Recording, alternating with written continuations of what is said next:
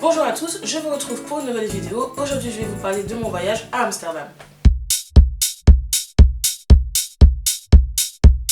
Alors je suis partie le samedi 4 juin et je suis revenue le lundi 6 juin dernier. Oui, c'était un week-end que j'ai fait quand il faisait beau. Feu l'été dernier. J'en parle avec un peu d'émotion. Alors qu'il est, je me dépêche vite de vous faire cette vidéo. Il est 2h de l'après-midi et dans 1 heure le soleil se couche à Londres. La journée est finie. Donc, on enchaîne. Je suis partie avec la compagnie British Airways. Mon auberge était l'auberge Hostel. J'ai beaucoup aimé cette auberge, mais il y a des choses que j'ai un peu moins aimé. Ce que j'ai beaucoup aimé, c'est une auberge qui est réservée aux femmes. Donc c'est un bon moyen d'être sûr, d'être tranquille quand on voyage seul et qu'on est une femme. Je sais, c'est bête, mais voilà. Ensuite, l'auberge était pas très loin de l'aéroport, à même pas 10 minutes en trajet, et l'auberge est très bien desservie, point de vue métro et train. Donc il était assez facile pour moi d'aller au centre-ville et de revenir. Ce qu'il y avait aussi de cool, vu que c'était une auberge pour filles, il y avait par exemple des serviettes et des tampons dans toutes les toilettes. Donc si vous avez oublié de vous munir, si vous en avez oublié, il y en avait à disposition. Des choses comme ça, des petites attentions qui sont sympas. Ce que j'ai un peu moins aimé, l'auberge est dans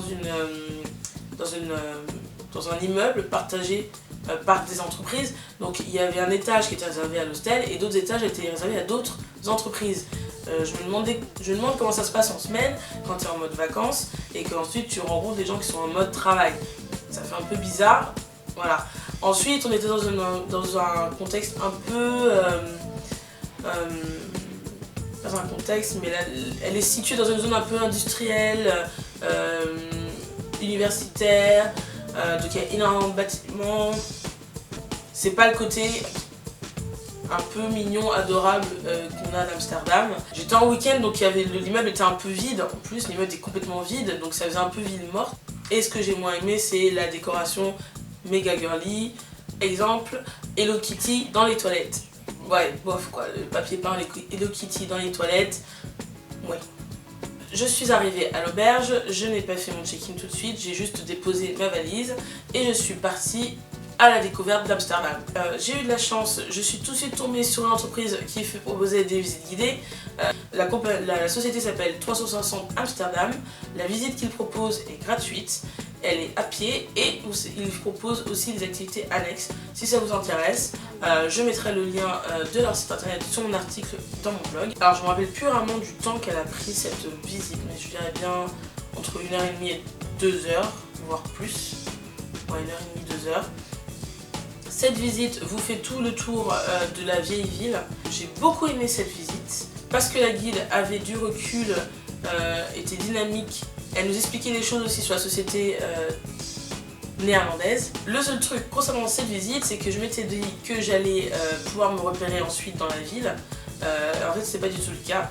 On a fait tellement de petites rues, de tours, demi-tours que franchement c'était impossible de se repérer. J'ai choisi de faire Amsterdam à pied et non pas à vélo parce que je suis une brêle en vélo et que j'avais pas envie de tomber dans l'eau.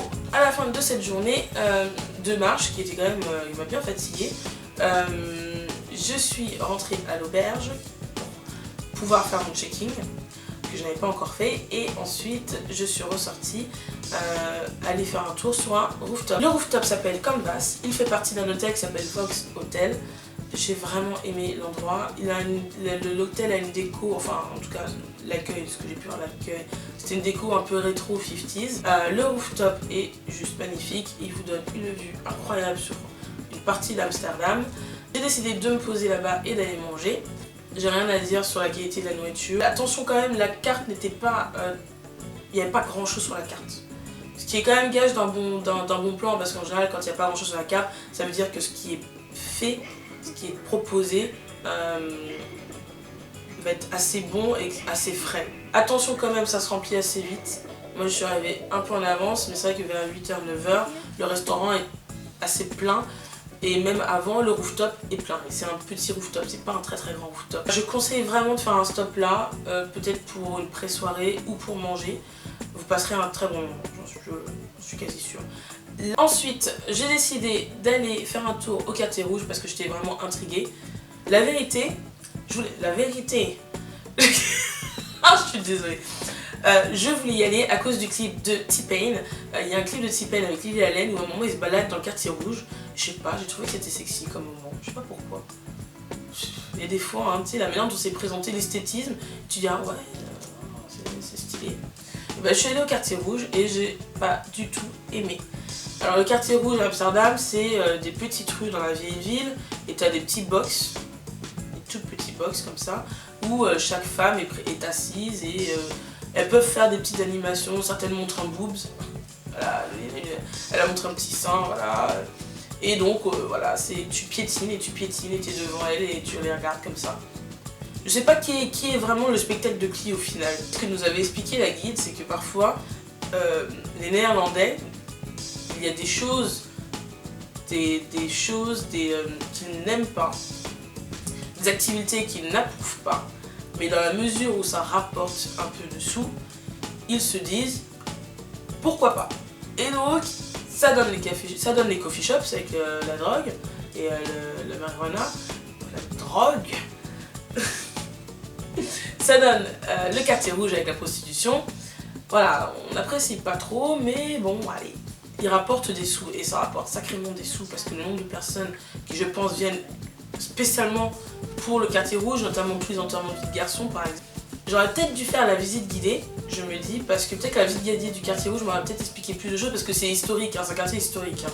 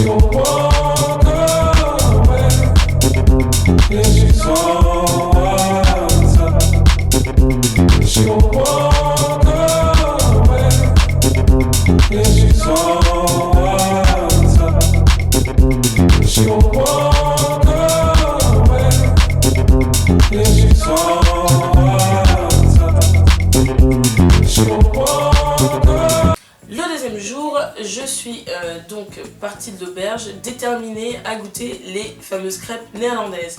C'est un des plats typiques d'Amsterdam. Vous retrouvez aussi pas mal de plats à base de poissons marinés. Ça, je n'ai pas eu le temps de le tester, j'ai pas trouvé de restaurant qui en proposait, enfin j'ai même pas vraiment cherché on va dire. Et il y a aussi la fricadelle, il me semble que ça s'appelle bien la fricadelle, qui sont en fait des croquettes de poisson. Donc, je suis donc partie de nouveau dans le centre, pas loin de la gare centrale, et j'ai trouvé un petit magasin qui s'appelle, un petit restaurant qui s'appelle Pancake, aussi simple que ça, et j'ai donc pris une crêpe néerlandaise. Alors, je sais pas pourquoi, mais dans mon esprit, la crêpe néerlandaise aurait été une crêpe qui se rapproche plus de la crêpe américaine, enfin du pancake américain, mais en fait c'est une crêpe qui ressemble à une crêpe bretonne quoi. C'est plus dans la manière dont... Après j'ai pas pris de crêpes salées. Les crêpes salées ont l'air un peu plus différentes, vraiment différentes de ce qu'on peut faire quand on fait des crêpes salées en France. C'était pas mal, c'était vraiment bon. Et puis je l'ai pris en format de petit déjeuner, donc après j'étais blindée. La formule qui est proposée, il y avait une crêpe, des légumes, il y avait une crêpe, vous aviez la crêpe, ensuite vous aviez un pot avec un mélange une salade de fruits et du yaourt. Donc c'est vrai que quand vous avez fini de manger tout ça, vous êtes un peu calé. J'avais pris une tasse de thé et un jus d'orange. Ensuite, je me suis demandé ce que j'allais faire. Je vous avoue que j'ai eu un petit doute. Je me suis demandé si j'allais pas faire un tour dans un coffee shop. Et après je me suis dit non mais tu vas pas prendre le risque de fumer et d'avoir les effets secondaires de la fumette toute seule, dans une ville toute seule. Non. On va pas faire ça. Et donc du coup je suis partie, je me suis dit pourquoi pas faire une balade en bateau, il faisait super beau. Donc j'avais pas trop envie de m'enfermer dans un musée. Et donc je me suis dit pourquoi pas faire une balade en bateau, et c'est ce que j'ai décidé de faire avec la compagnie qui s'appelle Canal, tout simplement. J'ai choisi une option avec pas vraiment un stop, mais une mise en avant de 100 points d'intérêt dans le centre-ville d'Amsterdam. Alors, c'était pas mal parce que ça a complété un peu ma visite que j'avais faite la veille avec 360 Amsterdam. Il y a des zones que j'avais pas faites avec elle, que j'ai pu faire en bateau.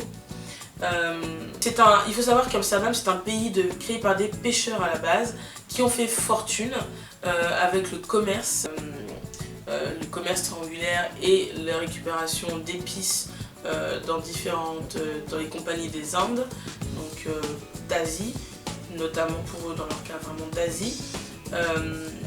Ils ont récupéré pas mal de commerce d'épices. Et aussi, ils étaient pionniers dans la construction de navires. Tout le monde en Europe venait à Amsterdam pour leur savoir-faire et pour pouvoir avoir une flotte maritime de qualité. Et c'est ce qui a permis à la ville d'énormément s'enrichir. Du coup, c'est intéressant quand même de faire, je pense, une balade en bateau sur les canaux, parce que c'est vraiment là où c'est vraiment là où ça a commencé. Le Dam et ensuite tous les canaux, c'est là que la ville s'est créée petit à petit et ça a grandi et s'est développé. Ça a commencé à peu près vers ces zones-là. Donc c'est toujours très sympa et ça détend énormément. J'ai appris pas mal de choses dans cette balade. En plus, on est passé pas loin de la maison d'Anne Frank.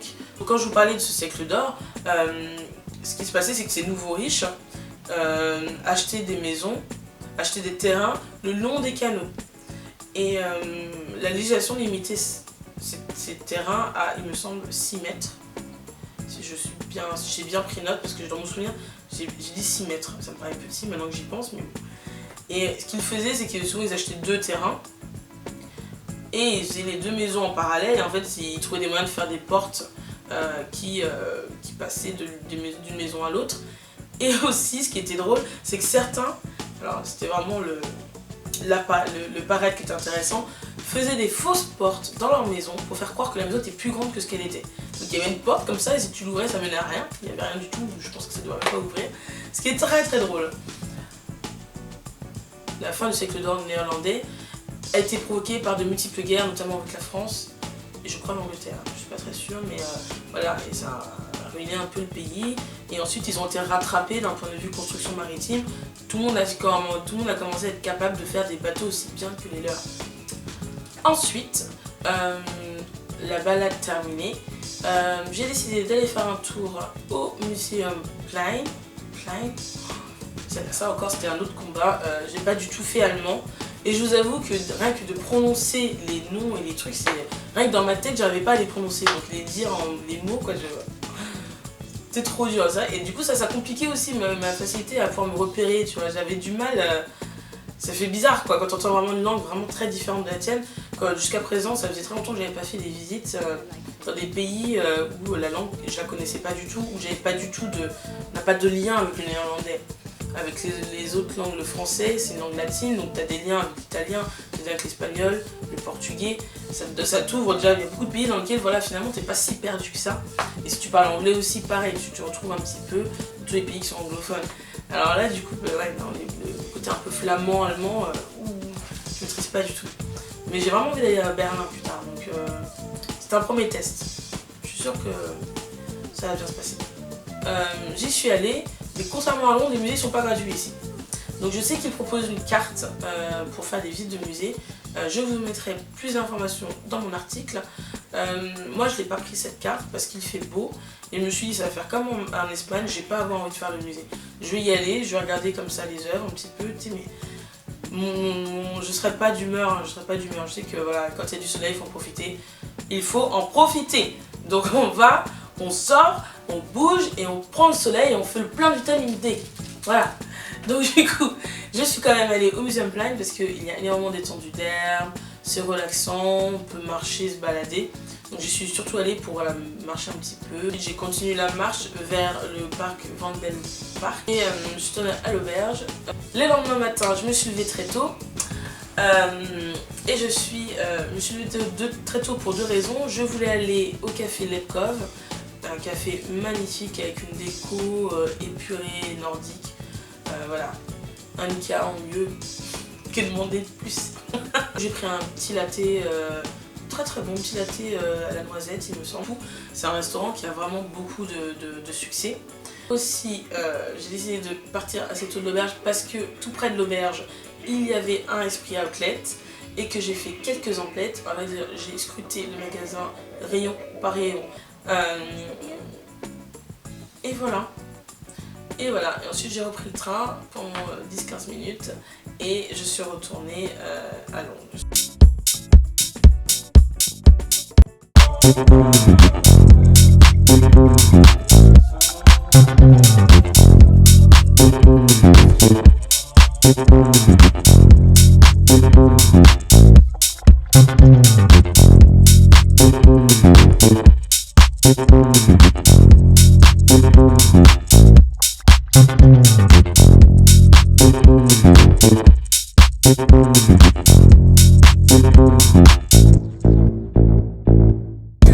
I'm waiting, she's gonna stay until she tells him she's gonna say.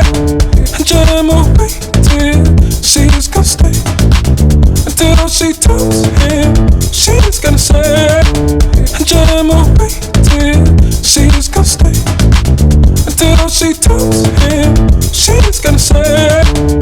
I'm waiting, she's gonna stay until she tells him what she's gotta say.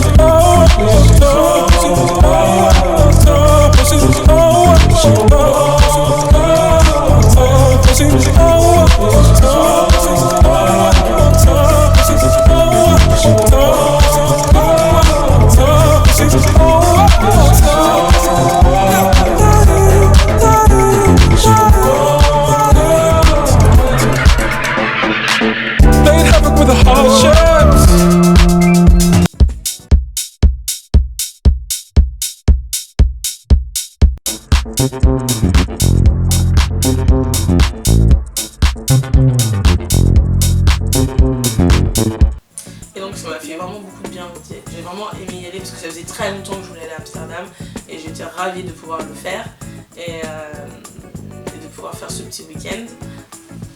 Donc je vous remercie d'avoir regardé cette vidéo.